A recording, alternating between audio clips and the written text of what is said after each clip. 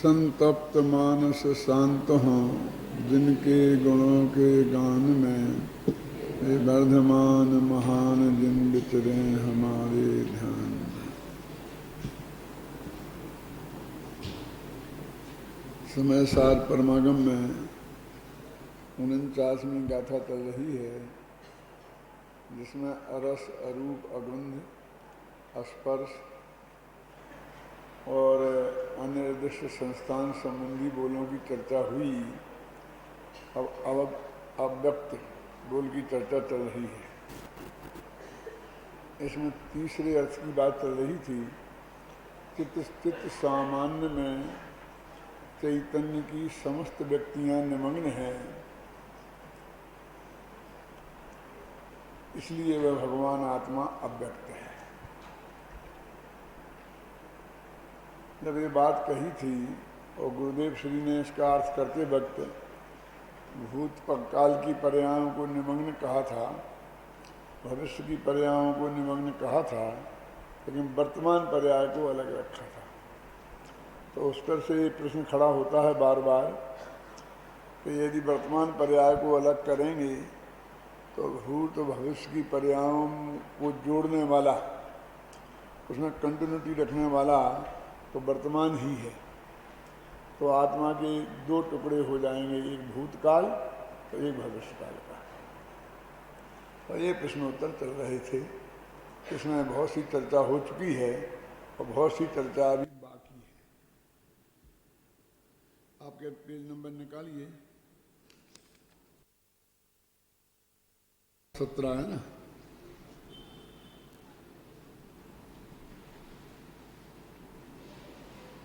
सबसे नीचे की 16वें पेज पर 3 पंक्तियां हैं। 3 कालों में भूत और भविष्य की पर्यायें तो पारणामिक भाव रूप से शामिल हो गईं और वर्तमान पर्याय अलग रह गई, तो फिर वह आत्मा त्रिकाली कैसे रहा? ये बात पढ़ी थी ना। अरे भाई, पारणामिक भाव पर्याय रूप नहीं है, द्रव्य रूप है, अतः वह सदा त्रिकाली ही होता है। भूत भविष्य की पर्यायें पारणामिक भाव रूप हो गई का अर्थ ही यह है कि वे द्रव्य रूप हो गई। पर्याय द्रव्य में से ही प्रकट होती हैं और द्रव्य में ही समा जाती हैं, अतः दृष्टि का विषय तो द्रव्य ही रहा। इसी कारण इस दृष्टि को द्रव्य दृष्टि भी कहते हैं। माने पर्याय थोड़ी रहा, पर्याय सहित कहाँ रहा? पर्याय के रूप में रही हो तो हम ये कह सकते हैं कि वह पर्याय को शामिल हो गई। तब पर्याय द्रव्य के रूप में शामिल हुई तो ये बात आप कैसे कह सकते हो? एक तो मुझे कल के बारे में, जो मेरे व्याख्यान के बारे में यहाँ जो कमेंट किया, उसके बारे में एक बात कहनी है और दूसरी इस बारे में भी कहनी है। किसी लड़के ने कहा कि शुभ भाव के कारण वो मुनिपना कायम नहीं रहा, शुद्ध भाव के कारण रहा। ऐसा कहा था ना कि कुछ और था, तो शुद्धोपयोग के कारण रहा। तो शुद्धोपयोग तो नष्ट ही हो गया जब शुभ भाव में आया, 6वें अनुष्ठान में आया, तो वो शुद्धोपयोग के कारण कैसे रहा? वास्तव में वो 3 कसाय के अभाव रूप जो शुद्ध परिणति है, उसके कारण उसका मुनिपना, भावलिंगपना कायम है। भाव शुद्धोपयोग माने भावलिंग नहीं है। शुद्धोपयोग और शुद्ध परिणति, इन दोनों को मिलाकर के नाम है भावलिंग, और उसके साथ रहने वाला शुभभाव और नग्न दिगंबर दशा, इन दोनों को मिलाकर के है द्रव्यलिंग, है ना। तो जब वो 6वें गुणस्थान में आया, जब 7वें में गया था, तब भी 3 कसाय के अभाव रूप परिणति निर्मल थी, और जब वो 6वें में आया तब भी वो तो कायम ही है। अकेला वर्तमान का उपयोग नष्ट हुआ है।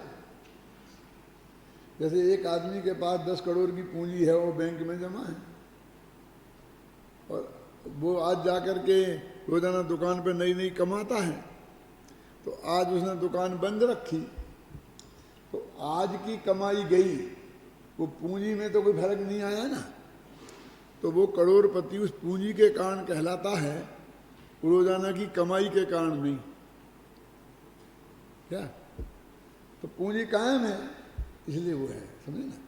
तो वो शुद्ध परिणति कायम है इसलिए वो है, शुद्धोपयोग के वजह से नहीं। शुद्धोपयोग तो छूट गया और स्वभाव की वजह से हो नहीं सकता है वो, ये बात है। दूसरी ये बात कहने के लिए कि वो पर्याय तो द्रव्य रूप में हो गई, वो पारिणामिक भाव रूप हो गई, इसलिए वो द्रव्य हो गई। तो पर्याय शामिल की बात वहाँ कहाँ रही कि भूत पर्याय की शामिल कर ली, वर्तमान को शामिल नहीं की। भूत की और भविष्य की पर्यायें द्रव्य रूप हो गई इसलिए शामिल हो गई, और वर्तमान की पर्याय द्रव्य रूप नहीं हुई, पर्याय रूप खड़ी है इसलिए शामिल नहीं हुई। अंतर समझ में है ना। ये उत्तर है। इसके लिए कल एक उदाहरण दिया था, अंत में किसकी समझ में आया नहीं आया, वो चंद्रमोहन और चांद खां का याद है ना। चंद्रमोहन जब मुसलमान बन गया तो वो चांद खां हो गया, वो चंद्रमोहन कहाँ रहा। तो उन्होंने हिंदू को कहाँ शामिल किया। वो तो कहते हैं हमने तो मुसलमान को ही शामिल किया है, वो मुसलमान बन गया तब हमने शामिल किया ना, समझे ना। ऐसा जब वो द्रव्य रूप परिणमित हो गई तब हमने शामिल किया है, इसलिए पर्याय को शामिल कर लिया। ये हल्ला चिल्लपों क्यों करते हो। अब फिर प्रश्न है कि आप कुछ भी कहो, परंतु जब वर्तमान पर्याय अलग रह गई तो फिर द्रव्य त्रिकाली कैसे रहा, अखंडित कैसे रहा, यह समझ में नहीं आता। क्या ये तुम तर्क लगा लगा करके तो हमारा जबरदस्ती गले उतारना चाहते हो, ये बात पार पड़ेगी नहीं। अब कुछ भी कहो, मैंने कुछ भी तर्क दो। उत्तर, हम कुछ भी क्यों कहें, हम तो वही कहेंगे जो वस्तु का स्वरूप है, आगमन है और तर्क की कसौटी पर खरा उतरता है। तीन बातें हो गई, वस्तु वैसी है, आगम में लिखा है और तर्क की कसौटी पर खरा उतरता है, वो बात कहेंगे। आप कुछ भी कहो, आप कुछ भी कहो कह करके हम झूठ बोल रहे, तुम स्पष्ट हम पे आरोप लगा रहे हो, अपने मन गणंत कह रहे हो, ये कह रहे हो तुम क्यों। देखो वर्तमान के दो रूप हैं, ये समझना है, बहुत मार्मिक बात है। एक व्यक्त पर्याय रूप और दूसरा त्रिकाली का वह अव्यक्त रूप जो भूत भविष्य के बीच की कड़ी है एवं भूत भविष्य को अखंड रखता है। भूत, वर्तमान और भविष्य इन तीनों कालों में अखंड रहता है और जिसे काल की अखंडता कहा जाता है, नित्यता कहा जाता है। यह तो आप जानते ही हैं कि है क्रिया का प्रयोग वर्तमान के अर्थ में भी होता है और त्रिकाल के अर्थ में भी होता है। जैसे आत्मा नित्य है, इस वाक्य में है क्रिया का प्रयोग त्रिकाली के अर्थ में हुआ है। अब जरा थोड़ी सी बारीक बात है। हम क्या समझते हैं कि वो वर्तमान में का जो वर्तमान पर्याय ऊपर खड़ी है ना, तो उसमें जो त्रिकाली का अपन कहा था ना, कल दुकाली कहो, नहीं वो फिर भी त्रिकाली है। वर्तमान की पर्याय अलग हो गई तब भी वो अंदर त्रिकाली ही है, दुकाली नहीं है। क्यों? क्योंकि भूत, भविष्य, वर्तमान इन तीन की अखंडता का नाम त्रिकाली है। जो पर्याय बाहर से जान रही है तो ये समझ लो दो तरह की पर्याय होती है। एक तो जो प्रकट व्यक्त है जो वो जान रही है, और एक उसकी कंटिन्यूटी कायम है, वो भी वहाँ मौजूद है, इसलिए उसमें कोई अंतर नहीं आया। अब इसको हम क्या कहते हैं, तो हमारा व्याकरण से समझना पड़ेगा इसे। क्या फर्क है कि अपन समझे था माने भूतकाल और होगा माने भविष्यकाल, तो गा माने भविष्यकाल और है माने वर्तमान। ये बात सही नहीं है। भूतकाल और भविष्यकाल के बारे में हम कह भी सकते हैं, लेकिन वर्तमान के बारे में सही नहीं है, क्योंकि है का प्रयोग अकेले वर्तमान के अर्थ में नहीं होता है, त्रिकाली के अर्थ में भी होता है। कुंद कुंदाचार्य सर्वश्रेष्ठ आचार्य हैं, मतलब इसमें हैं जो शब्द है वो वर्तमान का सूचक है।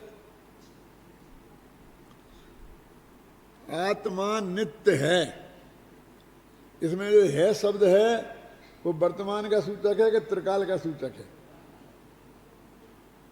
क्या जो फंडामेंटल ट्रुथ होता है उसके बारे में भी है शब्द का प्रयोग होता है।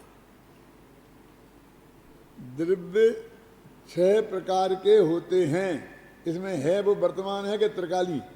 अभी होते हैं कि त्रिकाल में ऐसे होते हैं?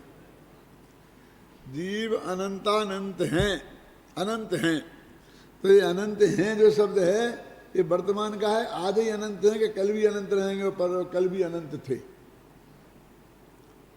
है ना? इसलिए जो है, अभी है के 2 अर्थ हैं, एक त्रिकाली और एक वर्तमान। तो त्रिकाली वाला है तो शामिल है और वर्तमान वाला है अलग रह गया। भाई स्थिति ये है, हम उसको दो भेद नहीं समझ पाते हैं, क्योंकि वो भूतकाल की पर्याय तो द्रव्य रूप परिणमित हो गई और भविष्य की भी द्रव्य रूप ही हैं। अभी जब आएंगी, जब पर्याय रूप होंगी, वे अनागत पर्याय हैं। अब वो एक समय की अपन की समस्या है कि पर्याय निकल के अलग आ गई तो वहाँ नहीं रही, लेकिन वो द्रव्य ही रूप रही ना, वो तो भविष्य की पर्याय हैं। लेकिन जब पर्याय वो द्रव्य जिस द्रव्य में शामिल हुई वो द्रव्य पहले था क्या नहीं था? क्यों? और जो भविष्य की पर्याय अभी आई नहीं है उस काल में वो द्रव्य है कि नहीं है, कि वो पर्याय रूप ही है? तो वो जो भूतकाल की पर्याय नष्ट होकर उसमें समाज शामिल हो गई, वो तो द्रव्य रूप शामिल भई, लेकिन जब वो द्रव्य रूप शामिल नहीं भई थी तब द्रव्य था कि नहीं था? तो द्रव्य के अस्तित्व के लिए उनका द्रव्य रूप होना कहाँ जरूरी है? ये तो उनकी बात हो रही है। तो जब वो भूत और भविष्य में भी था द्रव्य रूप, तो वर्तमान में भी द्रव्य रूप था। अब तीनों तरह की वर्तमान की पर्याय भी दो, भूत और भविष्य की द्रव्य रूप हो गई और वर्तमान की द्रव्य रूप नहीं भई, इसलिए अलग खड़ी है। इसमें त्रिकालीपना कैसे खंडित होता है? सूक्ष्म बात है, समझ में ना?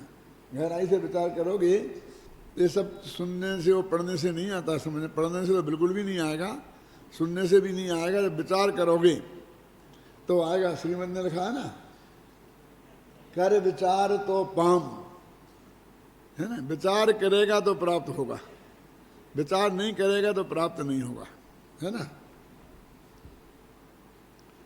मैं पढ़ता हूं इस बात को। वर्तमान के 2 रूप हैं, एक व्यक्त पर्याय रूप और दूसरा त्रिकाली का वह अव्यक्त रूप, जो भूत भविष्य के बीच की कड़ी है एवं भूत और भविष्य को अखंड रखता है। भाषा देना बहुत कठिन काम था इसे, फिर मैंने भाषा देने की कोशिश की, समझे ना? भाव का ही समझ में आना बहुत कठिन है, फिर उसे भाषा में व्यक्त करना बहुत कठिन है, और फिर सबसे लड़ झगड़ के व्यक्त करना बहुत कठिन है। इसको उसी की समझ में आएगा जो समझना चाहता, लड़ना बताता उसकी समझ में कभी आएगा ही नहीं। जिसे हमें गलत सिद्ध करना है ना, वो उसकी समझ में नहीं आएगा। उसे छोड़ दो, करते रहने दो उसको जो भी है। देखो, भूत भविष्य के बीच की कड़ी है एवं भूत और भविष्य को अखंड रखता है। भूत वर्तमान और भविष्य तीनों कालों को कालों में अखंड रहता है। इसे काल की अखंडता कहा जाता है, नित्यता कहा जाता है। यह तो आप जानते ही हैं कि है क्रिया का प्रयोग वर्तमान के अर्थ में भी होता है और त्रिकाल के अर्थ में भी होता है। जैसे आत्मा नित्य है, इस वाक्य में है क्रिया का प्रयोग त्रिकाली के अर्थ में हुआ है। एक नियम है कि जो महापुरुष होते हैं, तीर्थंकर हैं, बड़े बड़े आचार्य हैं, नेहरू गांधी भी समझ लो, इनके में वर्तमान काल का ही प्रयोग होता है। समझे ना, इनके लिए भूतकाल का प्रयोग नहीं होता है। कालिदास थे नहीं, कालिदास महाकवि हैं, कालिदास थे, ये प्रयोग सही नहीं है, समझिए ना। भगवान महावीर हैं, थे नहीं, वो तो तुमको समझना होगा भी मोक्ष में चले गए, पहले इस पर्याय में थे तो कर लो तुम, ऐसी बात नहीं है। क्यों कि वो उसने लिखा है व्याकरण में, जिनका यश जिंदा है वे हैं ही, हुकुमचंद मर जाने के बाद भी हुकुमचंद है, रहेगा, था नहीं हो जाएगा, समझ में है ना। एक बात तो ये है, और दूसरा एक नियम और है व्याकरण का, आदरार्थे बहुवचनम, आदर के अर्थ में बहुवचन का प्रयोग किया जाता है। इत्यभिप्रायो समंत भद्रादिचार्याणाम, ऐसा अभिप्राय समंत भद्राचारी का है। तो आचार्य का है तो तुम तो बहुवचन का प्रयोग करें, समंत भद्र के अनेक हैं कि आदरार्थे बहुवचनम, समंत भद्राचार्याणाम ऐसा प्रयोग है शास्त्रों में, समंत भद्राचार्य से नहीं, आचार्याणाम, आदरार्थे बहुवचनम प्रयोग करते हैं। अब देखिए अपने नहीं बोलते हैं कि वह माने एक वचन और बे माने बहुवचन, क्यों? अब आ गए एक वचन है क्या बहुवचन? बोलो तो बोलो पंडित जी आ गए बोले कि आ गया बोले? पंडित जी आ गया बोलो, डॉक्टर साहब आ गया बोलो। हिंदी में क्या बोलते हैं आप? मुख्यमंत्री जी आ गए, क्या आ गया?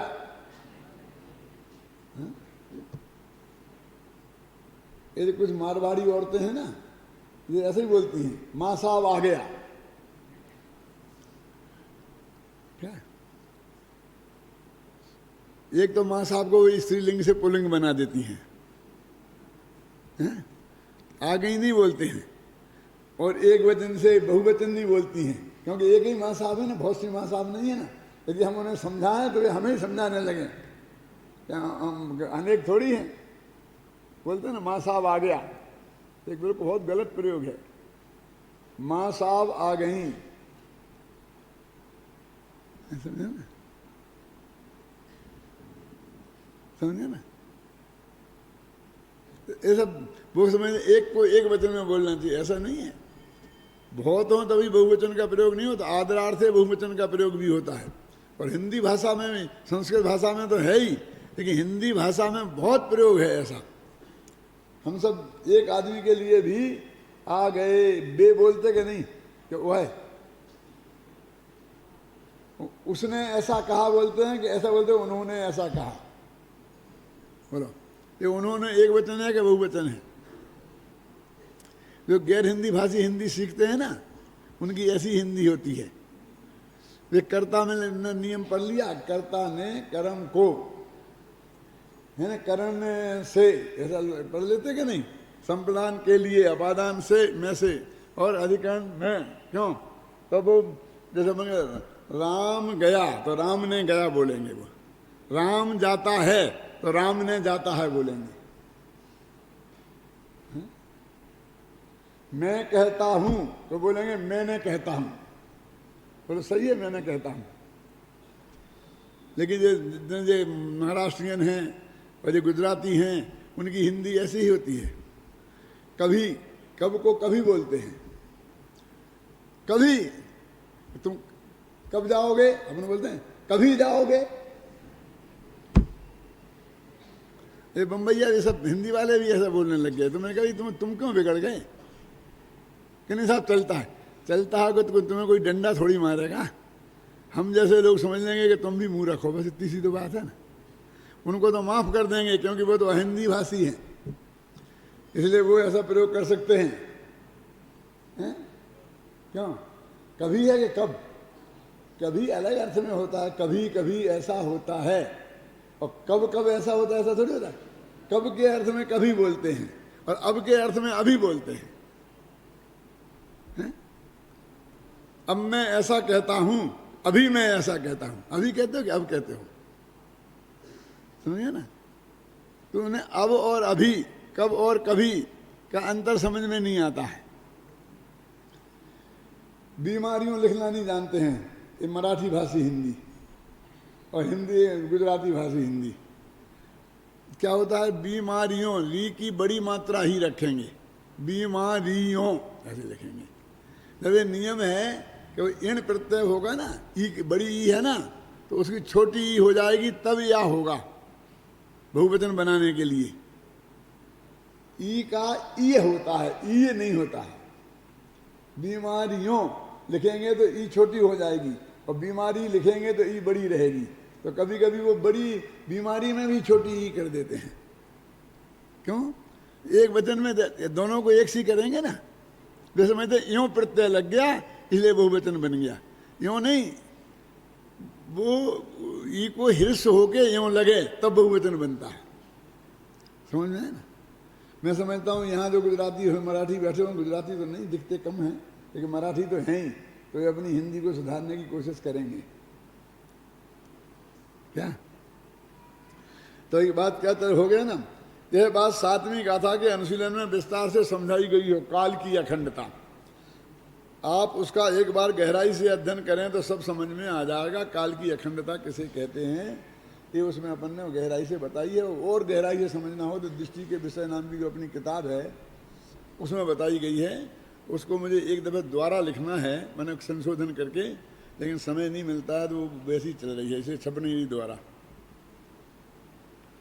अरे भाई, आप एक और भूत भविष्य की पर्यायों को द्रव्य में पारिणामिक भाव रूप से अंतर्मग्न मान रहे हैं, और दूसरी ओर उन्हें काल से खंडित भी कर रहे हैं।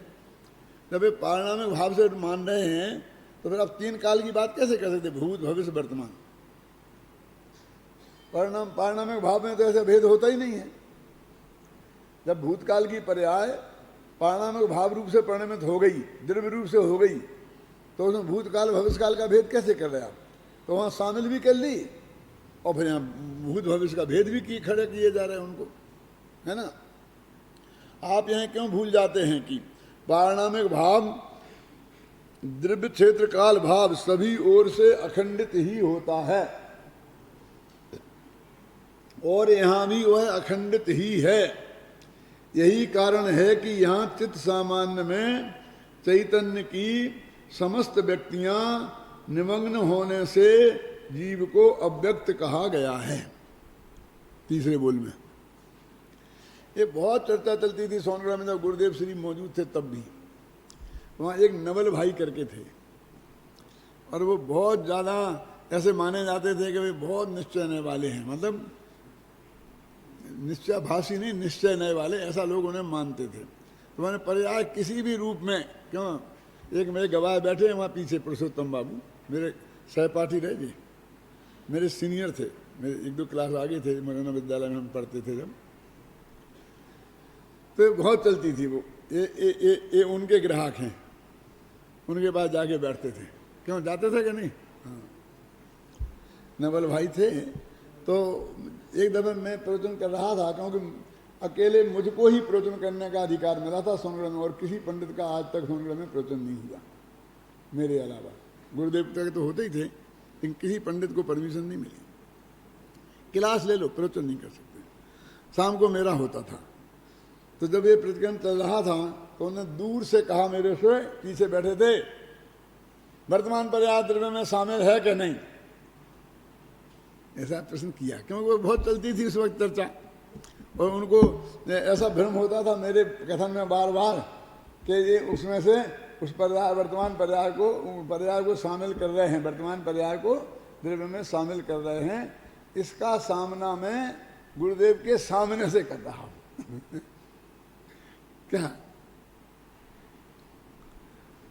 क्या प्रश्न किया था? वो क्या नाम, हमारा नाम भूल गया मैं, दुलीचंद जी। क्या प्रश्न था कि तुम वर्तमान पर्याय दृष्टि के विषय में शामिल है कि नहीं है? तो मैंने क्या उत्तर दिया था? कोई श्रोता होगा बैठा होगा यहाँ तो वो बता सकता है कि ऐसी शामिल नहीं है, ऐसी शामिल है।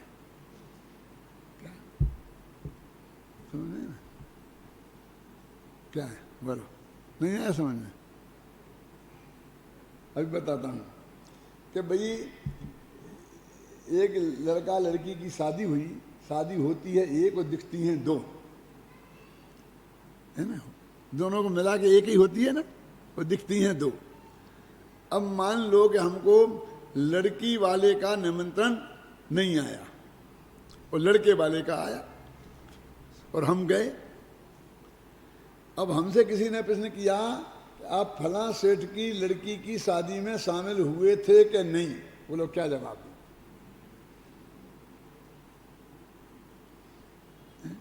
बोला क्या उनका तो हमें कार्ड ही नहीं आया, शामिल होने का सवाल क्या खड़ा होता है? क्यों नहीं, हम नहीं हुए शामिल, लेकिन हमने जो उनकी फिल्म बनी थी उस फिल्म में आपको देखा है, देखा होगा। हम तो फला के लड़के की शादी में शामिल हुए थे क्यों, समझ में आया ना? और लड़का लड़की स्टेज पे बैठे थे और उन्हें आशीर्वाद देने बुलाया तो वहां गए थे, तो फोटो तो हो गई, क्यों? लेकिन हमारा ये कथन कि उनकी लड़की, हम ये भी कह सकते थे हाँ शामिल हुए थे, तो दोनों ही अर्थ सही हो सकते थे ना। तो मैंने कहा वर्तमान पर्याय वो पर्याय रूप में त्रिकाली ध्रुव में शामिल नहीं है। समझ में आई ना आपकी? में एक उत्तर तो ये, दूसरा ये कि यदि वो उसको विषय नहीं बनाए,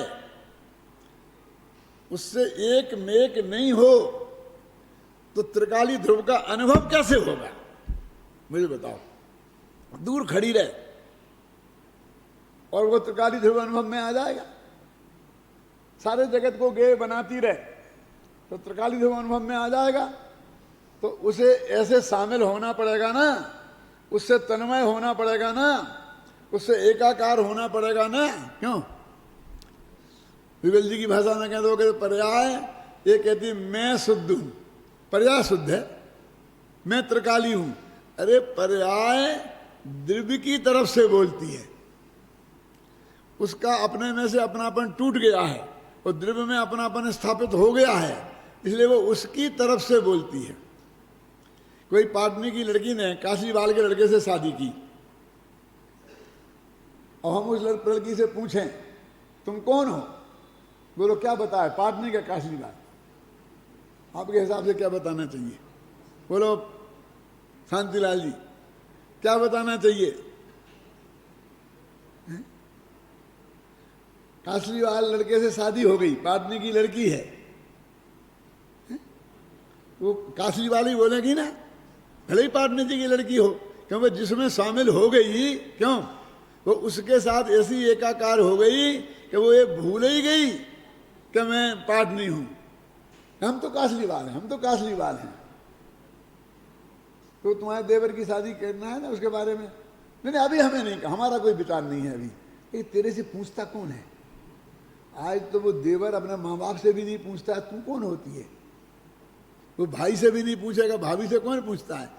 लेकिन उसने उस परिवार के साथ ऐसा एकाकार अपना स्थापित कर लिया है कि वो ऐसी कहती नहीं कि हमारी मम्मी का विचार नहीं है, कि पापा का विचार नहीं है, कि उनका विचार नहीं है, कि पति का विचार नहीं है। घर में जो चर्चा चलती है ना, कभी 2 साल शादी नहीं करनी, तो वो इसी भाषा में बोलती है कि हमें अभी 2 साल शादी नहीं करनी है। क्यों बोलती कि नहीं बोलती? क्योंकि वो इतनी एकाकार हो गई है। वो जो वर्तमान पर्याय जिसको तुम दूर अछूत बना के खड़ी रखना चाहते हो, वो त्रिकाली ध्रुव में को विषय बनाने रूप में शामिल होए कि नहीं, विषयी रूप में शामिल होए कि नहीं? क्यों कभी कभी ऐसी बातें करते हैं हम। पहले छोटे लड़कों की शादी हो जाती थी ना, 5 वर्ष में, 7 वर्ष में, 10 वर्ष में। तो एक लड़के की 10 वर्ष की उम्र में शादी हो रही थी, उसका दूसरा दोस्त था। तो उसने कहा क्यों भैया तुम अपनी बारात में मुझे ले चलेगा कि नहीं? तो बड़ा भोलेपन से बोला कि पापा यदि मुझे ले जाएंगे तो मैं तुझे ले चलूंगा। कैसा है पागल, तेरे जाए बिना शादी कैसे होगी? तू तो जाएगा ही, कि इन पापाओं का कोई भरोसा नहीं है। कहते तो वे ऐसा ही हैं, लेकिन 25 दफा धोखा दे चुके हैं। जब भी बाहर होता है और मैं कहता हूँ कि अब की बार आप बम्बई जाएंगे तो मैं आपके साथ चलूंगा, कि हाँ चलना, हाँ चलना, हाँ चलना 25 दफे कहते हैं, और जिस दिन जाने लगते हैं तो 5 का नोट पकड़ा के और चल देते हैं, है ना। बहुत पापा लोग बहुत धोखेबाज होते हैं। मुझे पक्का भरोसा नहीं है कि मेरी शादी में मुझे ले जाएंगे। ऐसे लड़कों की भी शादी कर देते थे लोग। कर रहे ना, ऐसे ही कहते शामिल होगी या नहीं होगी, शामिल दूर रखो, दूर रखो, दूर रखो। अरे इतना अछूत बनाओगे तो अनुभव कैसे होगा? हाँ, वो पर्याय ध्येय के रूप में शामिल नहीं हो, दृष्टि के विषय के रूप में शामिल नहीं हो, ज्ञेय के रूप में शामिल नहीं हो, लेकिन ज्ञाता के रूप में तो शामिल होगी कि नहीं होगी? उसे स्पर्श करेगी कि नहीं, एकाकार होगी कि नहीं, तदाकार होगी कि नहीं? अरे स्पर्श करेंगे, हाँ स्पर्श नहीं कर, स्पर्श नहीं। पागल हो गए हो? उसका तो द्रव्य क्षेत्र काल भाव में अकेला क्षेत्र भेद कहाँ है? अकेला भाव भेद है। स्पर्श तो वह किए ही हुए है, समझ में है ना? तो जबरदस्ती लगा, उसमें अकेला भाव भेद है। द्रव्य तो उसका भी वो ही है ना जिसकी वो पर्याय है। तो दृष्टि के विषय में पर्याय शामिल नहीं है, ध्यान के ध्येय में पर्याय शामिल नहीं है, उसका क्या अर्थ है वास्तविक समझते नहीं हम। और बस कोई भी एक आग्रह लेकर के और गहरा अध्ययन, मनन, चिंतन, स्वाध्याय, शास्त्र का ज्ञान किए बिना और कुछ भी छोड़ देते हैं और पक्ष खड़े कर लेते हैं। और 10-20 मूर्ख तो हरेक को मिल जाते हैं क्या, और उनमें से 2-4 करोड़पति हुए तो फिर बस मत भी चल निकलता है बस। क्या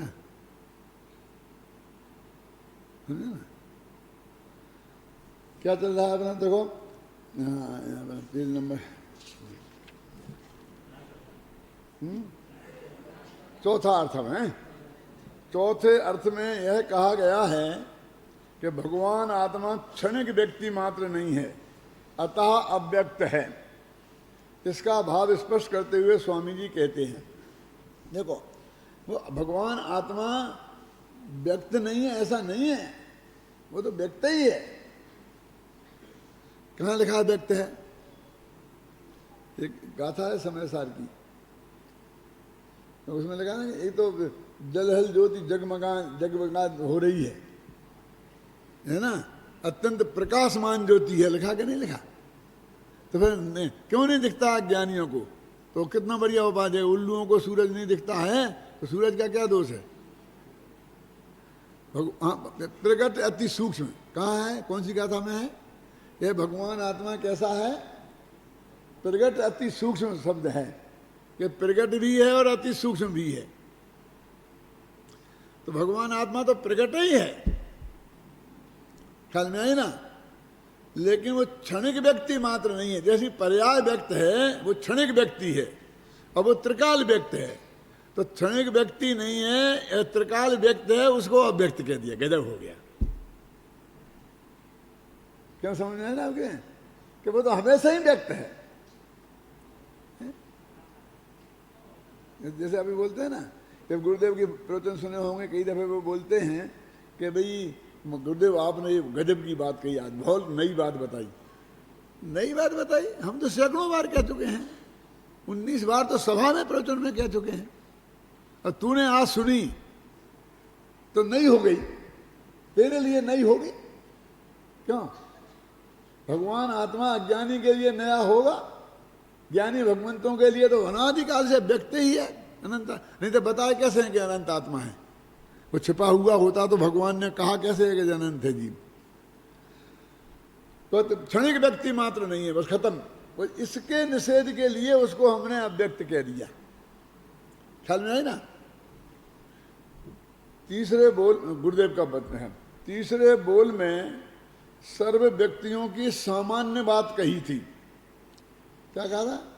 सर्व व्यक्तियों की सामान्य बात कही थी, परंतु चौथे बोल में क्षणिक व्यक्ति अर्थात एक समय की मात्र वर्तमान पर्याय की बात की गई है।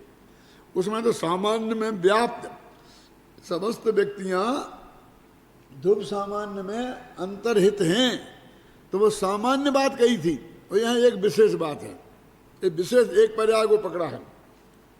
आत्मा क्षणिक व्यक्ति मात्र नहीं है, अतः व्यक्त है। एक समय की पर्याय व्यक्त है, वह क्षणिक है। जब आत्मा शुद्ध चैतन्य सामान्य त्रिकाल है तो क्षणिक व्यक्ति मात्र प्रकट पर्याय के बराबर कैसे हो सकता है? वो तो बहुत छोटी चीज है, वो तो बहुत बड़ा है। इस बोल का तात्पर्य यह है कि पर्याय एक समय मात्र का सत होने से दृष्टि करने योग्य अर्थात आश्रय करने योग्य नहीं है। एक समय का सत है, आश्रय करने योग्य क्यों नहीं है?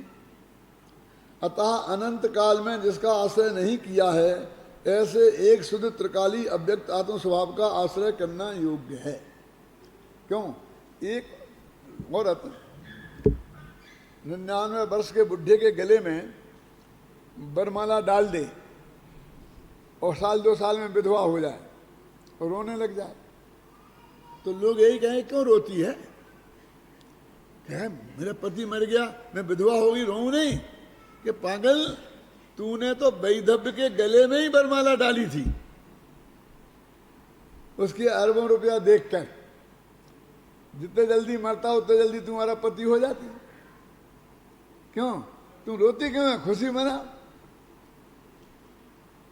ऐसे ही जिसने पर्याय में एकत्व किया, उसने उसके भाग्य में तो रोना ही लिखा है। क्यों? क्योंकि एक समय बाद वो नष्ट हो जाएगी। कोई त्रिकाली एक समय की चीज में अपनापन करे तो रोने के अलावा और क्या होगा? लोग में कहावत, परदेसी की क्या प्रीत है। परदेसी से प्रीति करेगा तो वो तो आया है, 2 दिन को चला जाएगा, फिर एक बार रोने के अलावा तेरे हाथ में क्या रहेगा? तो क्या त्रिकाली दुर्भगवान आत्मा एक समय की पर्याय में कभी भी अपनत्व नहीं करता है, क्षणिक व्यक्ति मात्र नहीं है। एक चौथे बोल में कहा है।